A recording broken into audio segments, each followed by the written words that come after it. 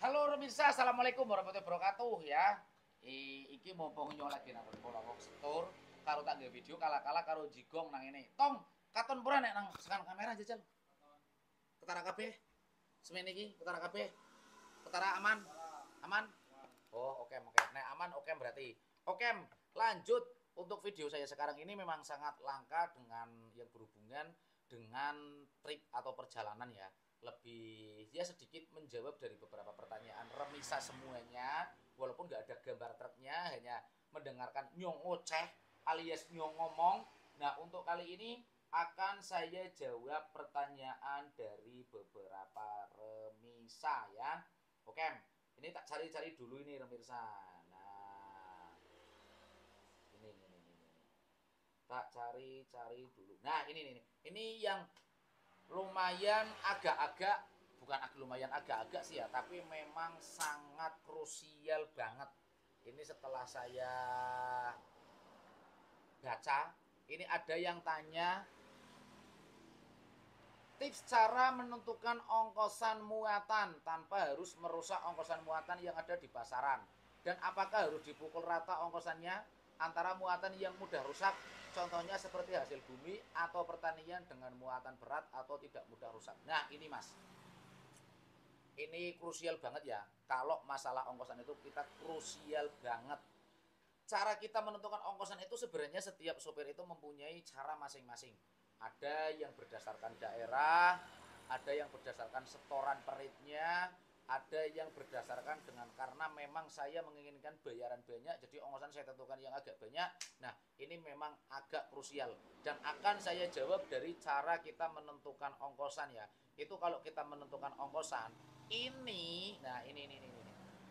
ini biasanya kalau semuanya itu tidak melewati satu pintu, itu biasanya akan berakibat murah marik. Contoh yang satu pintu seperti ini.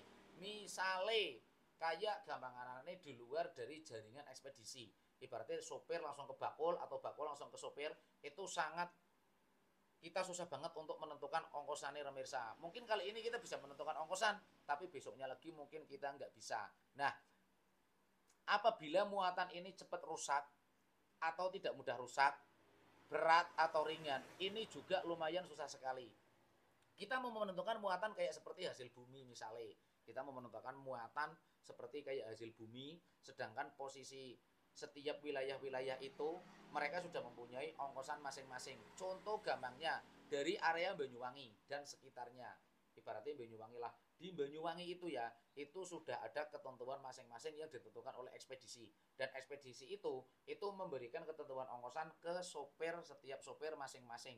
Nah, itu karena di sana itu memang sudah ditata rapi. Lah kalau sopir mau menentukan ongkosan, ini agak riskan. Sebenarnya ekspedisi itu sudah memikirkan kok ongkosan standarnya kalau dari sini ke sana berapa, dari sini ke sana berapa, dari sini ke sana berapa. Nah, supir ini biasanya mereka berusaha untuk nyalip ekspedisi ini biar dimuatin terus sama bakulnya. Akhirnya di waktu kita melobi muatan itu, nah, di waktu kita melobi muatan itu, secara tidak langsung bakul sudah dikasih tahu sama kita bahwa sopir-sopir yang lain itu juga bisa dilobi dan yang pasti dengan ongkos yang lebih murah. Akhirnya ongkosan itu tidak akan ada patokan khususnya ya. Nah kalau kita pengen tahu untuk patokan khusus tarif ongkosannya gimana caranya, kita kan biasanya kan satu wilayah itu misalnya contoh satu kecamatan kan nggak mungkin sopir itu cuma satu mas ya, sopir itu kan nggak mungkin cuma satu, ada beberapa sopir entah itu 5, 6, 7 atau mungkin 10 bahkan lebih. Nah di situ biasanya kan kita sering-sering ngobrol bareng-bareng, sering ngomong kalau patokan ongkosan dari Semarang ke Jakarta berapa sih standarnya, kalau muatan berat misalnya di atas tonase lebih 2 atau 3 ton, ongkosannya berarti kita ditambahin 200, yang tadinya misalnya 2 juta jadi 2 juta 200. Kalau muatannya ini setut, nah karena kita mau lewat tol ya kita tinggal ngitung, kalau tolnya kalau bisa kita minta yang nanggung dari pihak yang punya barang, atau mungkin kita bisa bagi dua ya, 50-50 atau 50-60, 40-60 atau mungkin 70-30 seperti itu. Jadi kita menentukan ongkosannya itu seperti itu mas. Yang paling utama kalau kita mau menentukan ongkosan, kita sudah tahu setoran dari sini ke sana itu berapa kalau PP. Misalnya sampean mau berangkat ke Kalimantan, nah itu lokasinya Banjarmasin, Samarinda atau mungkin Pontianak ataupun Balikpapan. sampean kan sudah tanya dulu sama teman-teman yang lain. Kalau setoran dari Semarang ke Banjarmasin itu kalau PP berapa? Nah, kalau kita sudah tahu setorannya, itu kita setidaknya sudah nemu gambaran untuk menentukan ongkosan tersebut, Mas, ya. Terus biasanya kalau misalnya kita mau lari ke daerah, mau bawa muatan yang contohnya ke Papua, balene kan bingung, arep gawa mulai apa. Nah, solusinya kita juga harus tanya dulu kira-kira di sana itu balen susah atau enggak sih, muatan untuk arah ke sini susah apa enggak sih, gampang apa susah. Nah, kalau memang susah mungkin kita bisa minta ongkos PP seperti itu, pemirsa. Dulu ongkosan itu PP semua. Karena kita memang sering cerita, akhirnya tekan gon bakul. Akhirnya bakul ngomong, oh berarti gue nek sekarang lagi gak muatan maning, ya berarti nyok nek mau ngongkosi semen nyong megah seperti itu. Dan sekarang pun di hari raya Idul Fitri saja ongkosan PP kayaknya sudah nggak ada ya kayaknya, walaupun ada cuma hanya beberapa tok. Misalnya dari 100 pengirim itu paling yang ngasih ongkosan PP cuman sekitar 10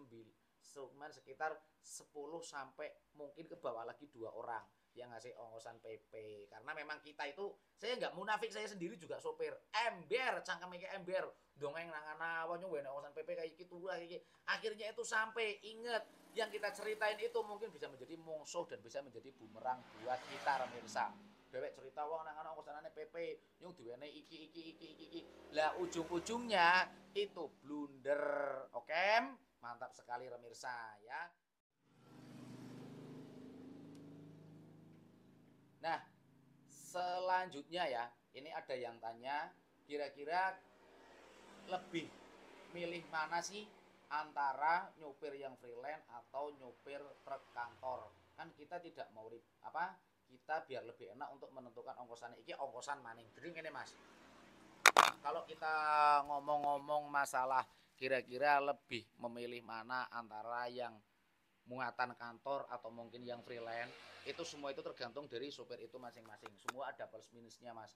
Kita mau bawa muatan kantor, ongkosan sudah ditentukan sama kantor, tapi kita nggak perlu pusing kita ini besok mau muat apa, bongkarnya lama apa enggak, kira-kira kalau telat dimarahin apa enggak, ya nggak bisa putar kepala atau gimana. Nah, kalau muatan freelance itu ongkosannya random, jadi kita bisa kadang dapat kejutan atau surprise, kita dapat muatan yang kita dapat muatan yang ongkosannya lumayan, kadang kita juga dapat ongkosan yang muatan yang ngepres. Nah, itu kalau untuk yang freelance ya, itu kalau untuk yang freelance. Kalau untuk yang muatan kantor sih semua sudah dijatah.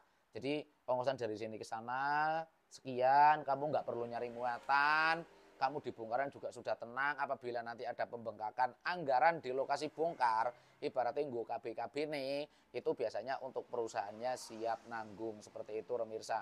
Jadi kalau ngomong masalah kita mau pilih muatan kantor ataupun kita mau milih muatan freelance, itu sih tergantung dari kepribadian sopir itu sendiri, dari kesukaan, kesenengannya, terus ditambah lagi kira-kira sopir ini tipikalnya gimana, dia siap atau enggak untuk kita pusing nyari muatan. Nah, intinya seperti itu. Kalau untuk keunggulan kita freelance sih, kita bisa nyari muatan kemanapun mungkin yang kita mau ya.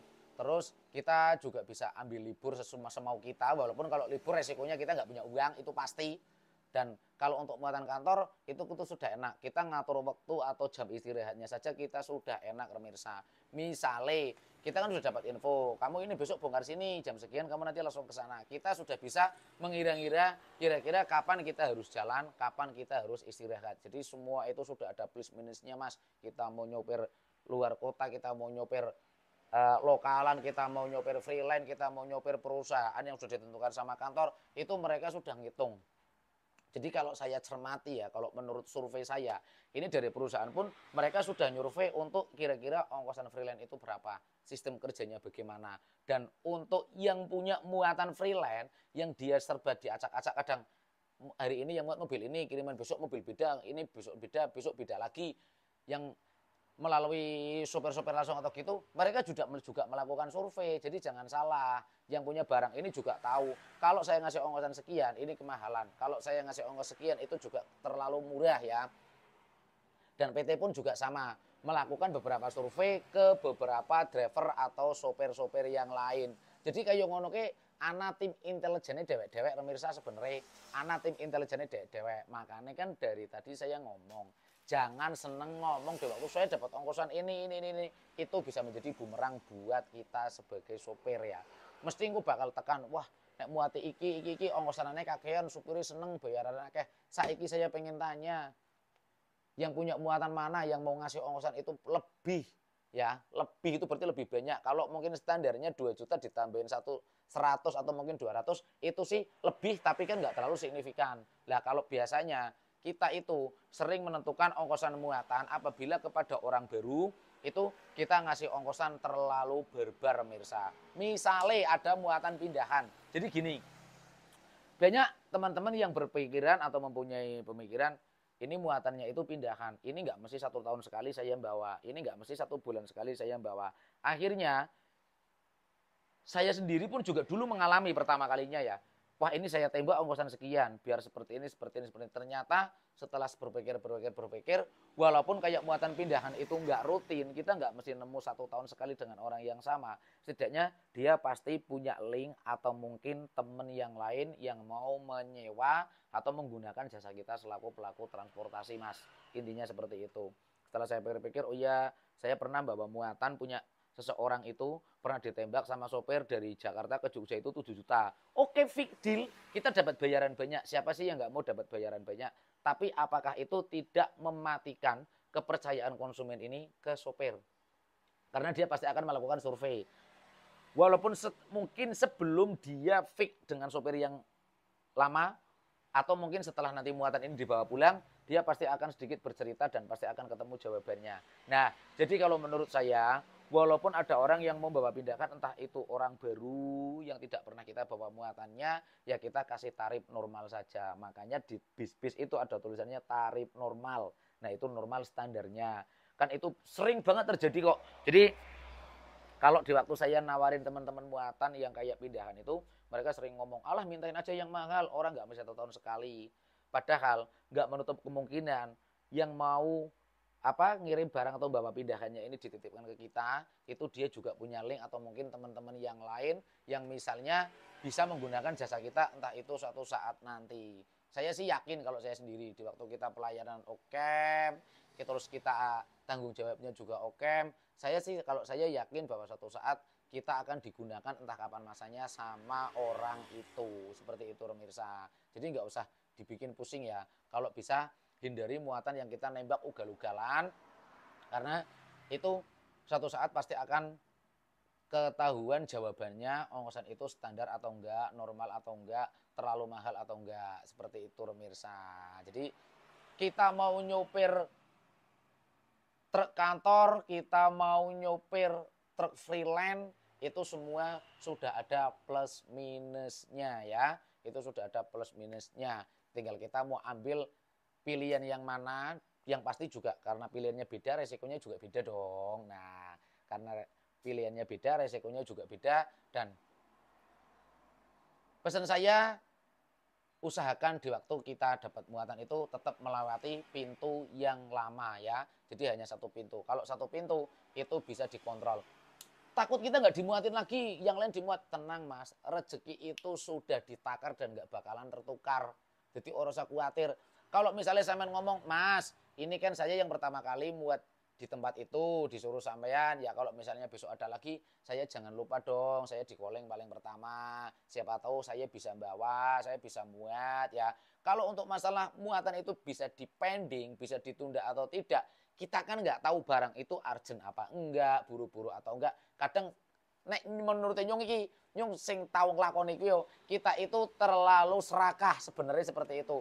Takut tidak kebagian rezeki, temenan. Kita terlalu takut tidak kebagian rezeki. Padahal wah sing gawe urip kowe wis luwih ngerti. Intinya seperti itu.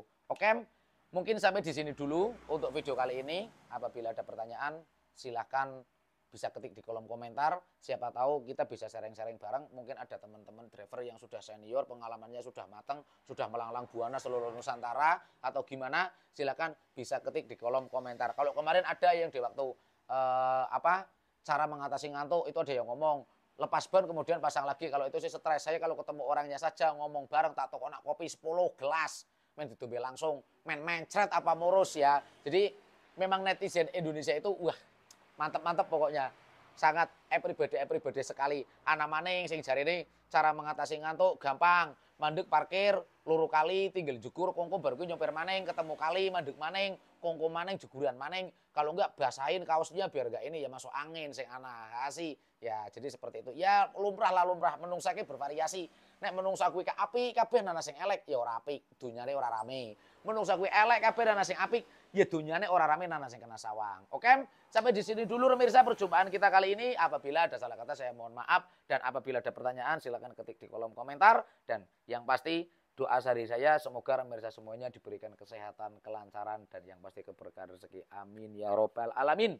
Salam dari saya Bu Hari, Nejam Ginza dan wassalamualaikum warahmatullahi wabarakatuh.